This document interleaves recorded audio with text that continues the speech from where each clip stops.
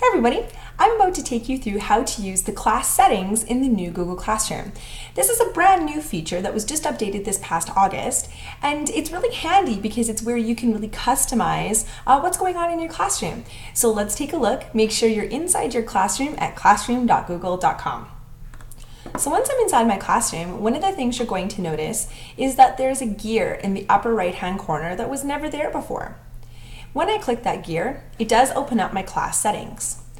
There's some really important things I can do in here. The first thing I can do is I can edit the title of my classroom, the description, the section, all of that information when I first initially set up my classroom. The other thing I can do is some of the general settings. The most important one is this is actually now where you find your class code.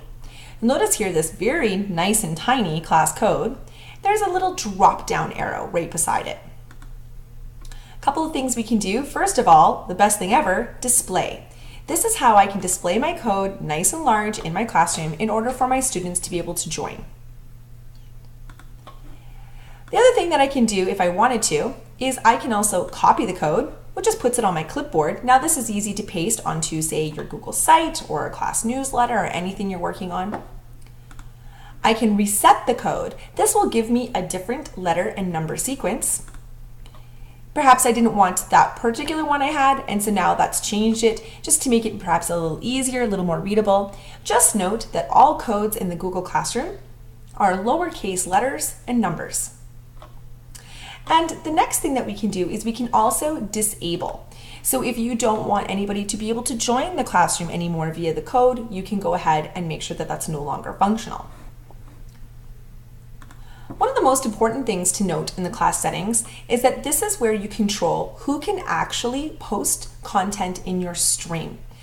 This is where the default students can post and comment comes into play. Now this notice only applies to the stream. With the restructuring of Google Classroom, we know that classwork is now separate from the stream, and so only teachers can post in the classwork section.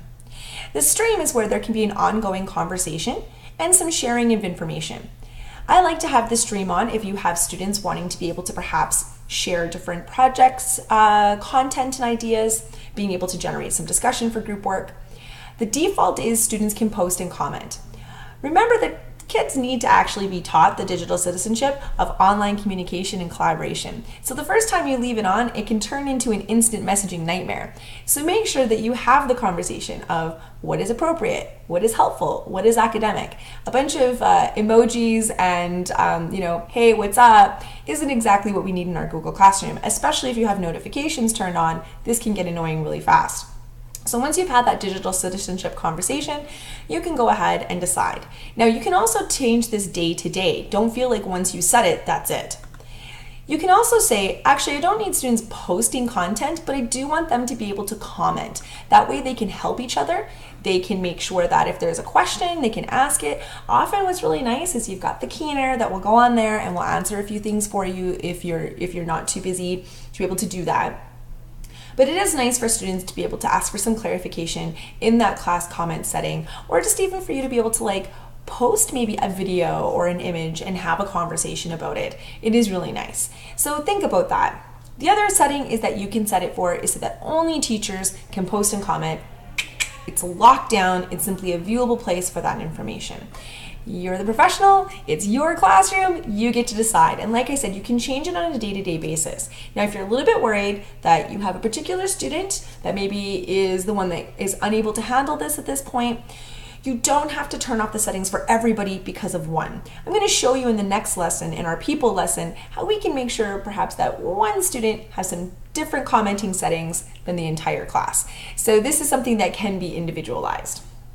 So I'm going to leave mine as students can comment. Show deleted items. This one has a new feature too, is just that the teachers can view the deleted items.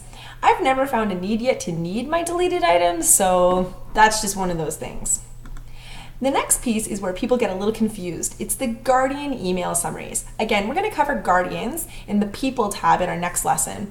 But what a Guardian email summary is you deciding, does this class need to be part of the Guardian email summaries? Once one teacher sets up the Guardian emails for one of the students, the other teachers never have to do it again for that student. They can simply click on yes, include in the email summary. It does not invite the parents into the classroom. That's very important to note. We do not want anyone other than your students signing in, being in your classroom. Helps protect the privacy of all of the students in the class. A guardian summary is simply an email summary once a week with an overview of upcoming work, missing work. That's it. And so what you can do is you can decide, does this class need to be included in that? Is this an academic class that's going to have classwork and assignments?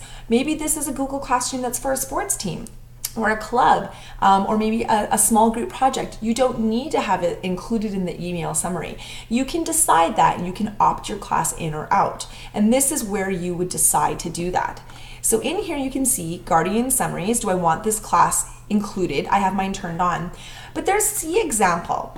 This is taking you to the Google support page. What's really nice about this, it's a great link to share with your teachers and with your parents.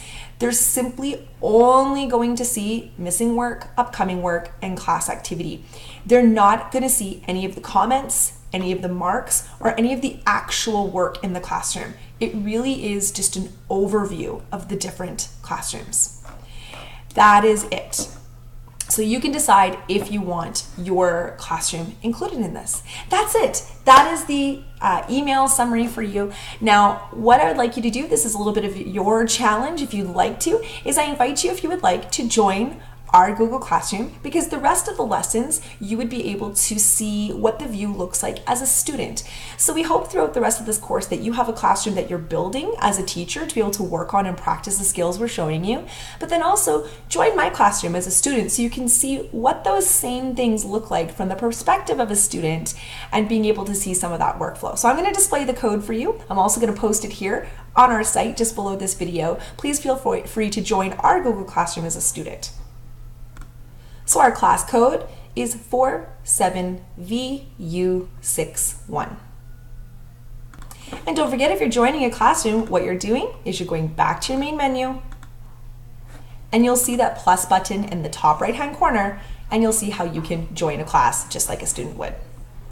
That's it. That's class settings. So thanks for watching, and I hope this was helpful. If you ever need any help, just send me an email.